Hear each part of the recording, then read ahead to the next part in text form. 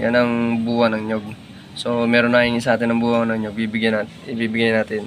Yung paborito daw nila itong buwan ng nyog. Masarap daw to kasi gamot daw to sa mga sakit.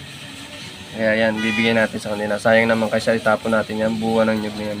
Mapapakinabangan pa ng ibang tao. Yan, buwa ng nyog. Sa iba, tubo ng nyog kung tawagin. Sa iba, iba-ibang tawag diyan guys. Pero masarap daw yan. Yan o, yan, buwa ng nyog. So guys, ito na yung tubo. Ibibigyan natin sa kanila. Paborito daw nila. Ba't nyo kinakain yan, Tilabs? Kinakain ko ito masarap. Masarap ba yan? Gamot saan yan? Gamot sa Almoranas yan. Gamot na sa Almoranas. Sa nanay, masarap ba yan? Ano na yung ano ko kaya ba? Ha? Yun, masarap daw pala yung gayabano yan. Ha? Mamaya ng gayabano yan muna kainin mo. Magpakabusog ka. Ayan, binabalag natin siya Talabso. Masarap nga pala Tuloy ang kain na Talabso. Anong lasa? Masarap ko kami. Yun. Anong tawag sa inyo yan? Tumbong. Tumbong sa tatawag pa sa kanila Sa atin, tubo ng nyog. Yan ang tawag diyan. Sarap na sarap sa si nanay-anay. Anay, ang lasa? Masarap din. Sarap pala. Bakit may din? Madaya ka. Sarap talaga. Ayan guys. Yan, bili na kayo dito. Yan, may paninda Ito na Binablog na natin sila Yan, mga paninda. Yan nga, tubo ng nyog. Ayan. Yan, so guys, bumili tayo nito sa Dalandan. Yan.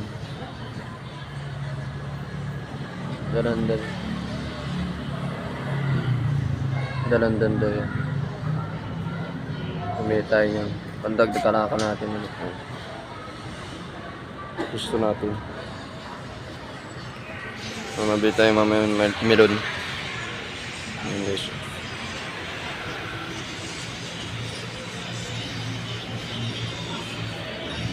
So guys, ayan, melon.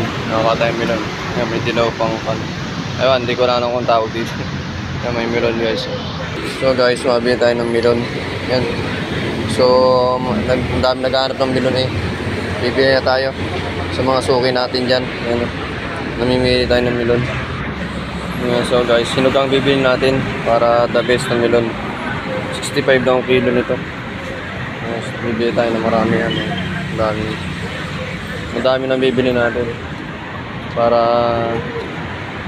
mabili kasi ito ngayon gawa tag-init melon natin.